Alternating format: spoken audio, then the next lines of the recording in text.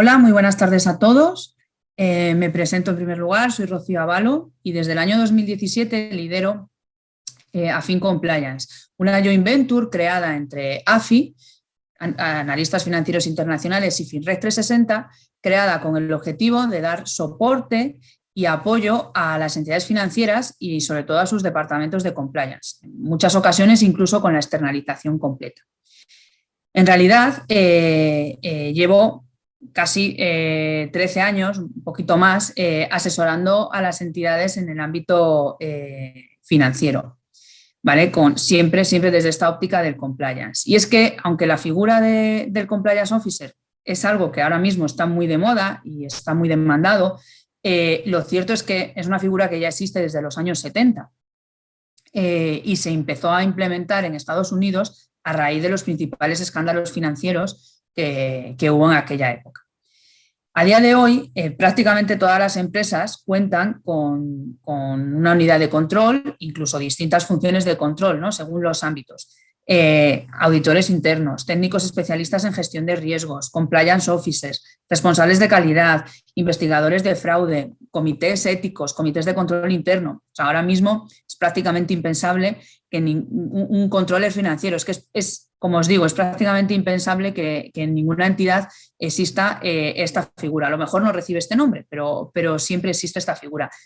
En nuestro caso, que somos especialistas en el sector financiero, y simplemente a modo de cultura general, contaros que en este sector lo que existe, lo que se ha implementado es el modelo clásico de 3 líneas de defensa, donde las áreas de negocio, los distintos departamentos de las entidades llevan a cabo sus funciones y lo tienen que hacer siguiendo los principios tanto internos que definen las entidades como la normativa que impone cada uno de los reguladores o supervisores en cada sector.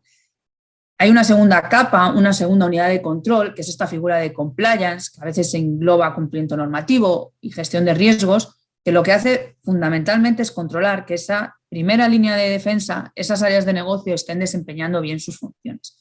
Y a mayores hay una tercera capa de control, que sería la unidad de auditoría interna, ¿vale? Todas estas unidades tienen como objeto prevenir, identificar y mitigar los riesgos, ¿vale? Y cualquier incumplimiento, cualquier debilidad, cualquier aspecto susceptible de mejora tiene que ser plasmado en un informe, unos resultados que pueda contarse, que se le pueda enviar a la alta dirección, al Consejo de Administración, para que ellos tomen medidas y puedan adoptar las decisiones necesarias en la entidad, ¿no? Entonces, en definitiva, la figura del compliance cobra un papel esencial en el sector financiero, pero, insisto, en cualquier otro sector, porque básicamente tiene 2 misiones o dos objetivos principales, ¿no? Por un lado, como decíamos, el compliance officer tiene que poder identificar y evaluar periódicamente cualquier riesgo al que esté expuesta la entidad,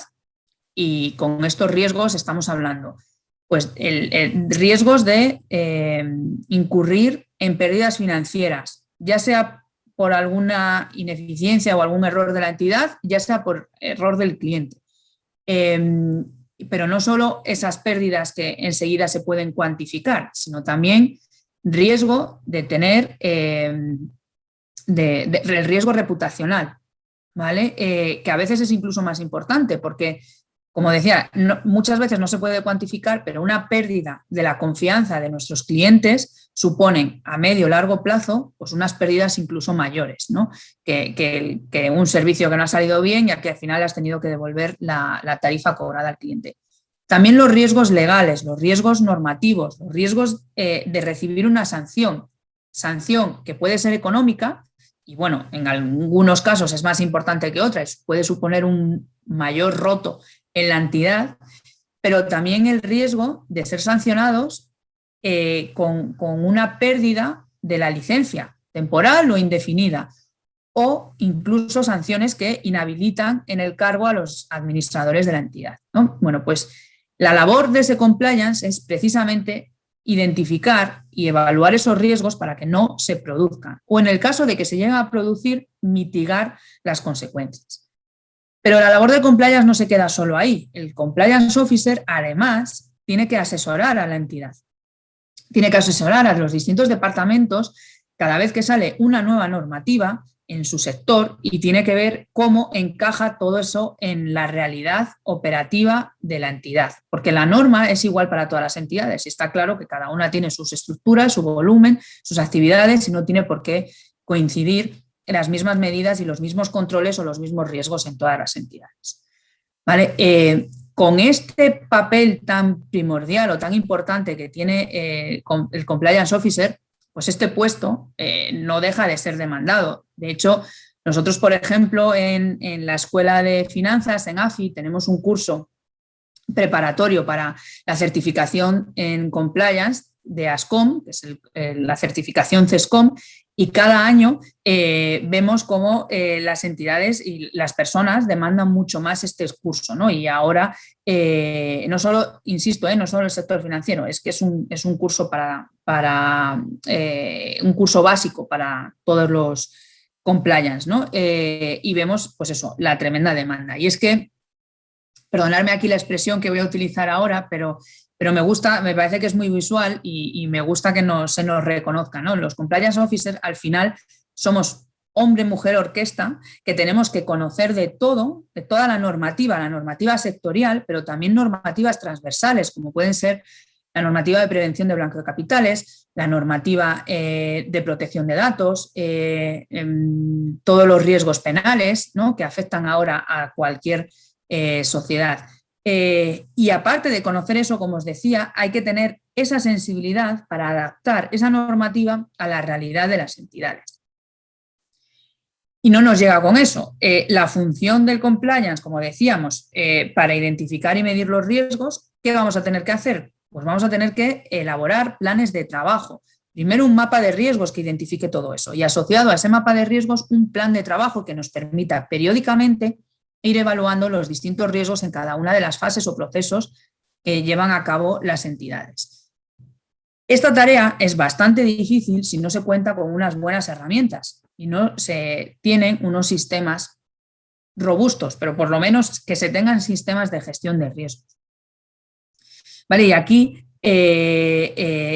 si todo esto ya no os parece suficiente motivo como para digitalizar el mundo y digitar la entidad y dotar de medios técnicos suficientes al Departamento de Compliance, perdonad que aproveche los últimos minutitos para contaros nuestra experiencia en el día a día y recalcar esta necesidad, ¿no? Nosotros, por ejemplo, en el sector financiero, si hay alguno de vosotros que pertenecéis a este sector, me entenderéis perfectamente cuando buena parte de nuestros controles y de nuestros trabajos consiste en verificar, por ejemplo, todo el proceso de onboarding que tiene que hacer un cliente cada vez que pretende, por ejemplo, abrirse una cuenta corriente en un banco, ¿no? La normativa, en este caso de protección al consumidor obliga a recabar por parte del banco una serie de información del cliente. ¿Y la recabas en qué formato? En papel. Llega el cliente, se sienta en la oficina y te dice, me quiero abrir una cuenta, ¿y qué le vas a pedir? Le vas a pedir como mínimo el DNI. Luego, además, le pedirás la cuenta corriente, una fotocopia de la última nómina, lo que sea. Toda esa información, ¿qué haces con ella? La tienes que conservar y la tienes que guardar. ¿En qué formato? ¿En papel? Bueno, pues claro, te da la copia y tú la recibes en papel. Vamos a seguir avanzando para que veáis a dónde quiero llegar. Aparte del DNI, hay que recabar información en materia de prevención de blanqueo de capitales. Hay que darle una serie de información, sobre todo el contrato por el que se abre la cuenta corriente, que es un montón de letra pequeñita, si os habéis fijado, y que finalmente tiene que estar firmado por el cliente. Insisto, vuelve a ser más papel, más papel, más papel. Todo eso hay que archivarlo. Si el sistema de gestión de esa información no está completamente digitalizado, luego la tarea del Compliance Officer es mucho más difícil, porque a nosotros, nuestros supervisores, en este caso Banco de España, nos exige que realicemos muestras en cada una de las sucursales, muestras bastante representativas y significativas, y veamos que en las entidades se han cumplido estos procedimientos, ¿no? Entonces, ¿qué hacemos? Le pedimos a la entidad, oye, mira, de esta muestra de clientes, por favor, pásame toda la documentación. Pues imaginaros qué caos sería cada vez que tienen que ir a su cajón, abrir el documento, sacar el papelito, ver que todo está con la firma, que esa firma coincide con la del DNI. Bueno, pues esto es la verdad, bastante costoso en tiempo y en recursos, porque ese tiempo que estamos dedicando en buscar esa información no se la estamos dedicando a implementar otros controles para cubrir otros riesgos. En muchas ocasiones las entidades incluso tienen que sobredotar a los departamentos de cumplimiento para poder hacer estas comprobaciones.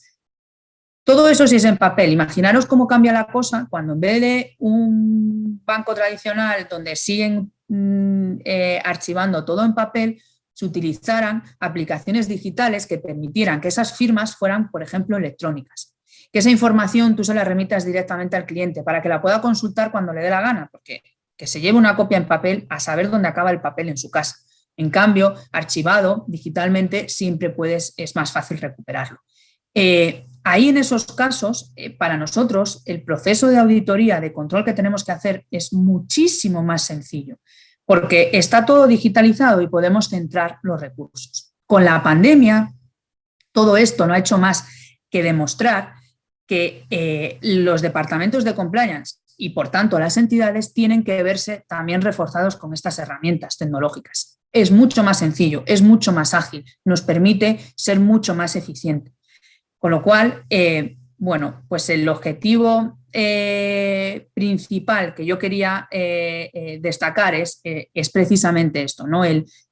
Si a alguien le queda la más mínima duda de la importancia de ir hacia una era digital, y yo creo que usamos mal este término, porque ya no vamos hacia una era digital, estamos ya de lleno metidos en una era digital. Es totalmente imprescindible todas las herramientas que nos permitan gestionar la información. Ya no entro en el propio modelo de negocio en el que se puedan dar todos los servicios de forma online, ¿vale? Yo ya solo os quería dar las pinceladas en el mundo de compliance. Con lo cual, bueno, pues con esto simplemente quería intentar abriros un pequeño debate para aquellas entidades que todavía pudiesen estar planteándose, ¿tengo o no tengo un compliance? ¿Doto de medios técnicos o no los doto? ¿Vale? Y bueno, y que os animéis y que apostéis por estas herramientas. Cualquier duda que pudierais tener al respecto, bueno, pues tenéis mi correo electrónico y la dirección de la escuela y encantados de poder resolveros cualquier ayuda o cualquier duda que tuvierais, de profundizar más en el aspecto de compliance o de preguntarnos, oye, ¿cuál es nuestra visión o nuestro papel o cómo estamos ayudando a las entidades? Será un placer. Muchas gracias a todos.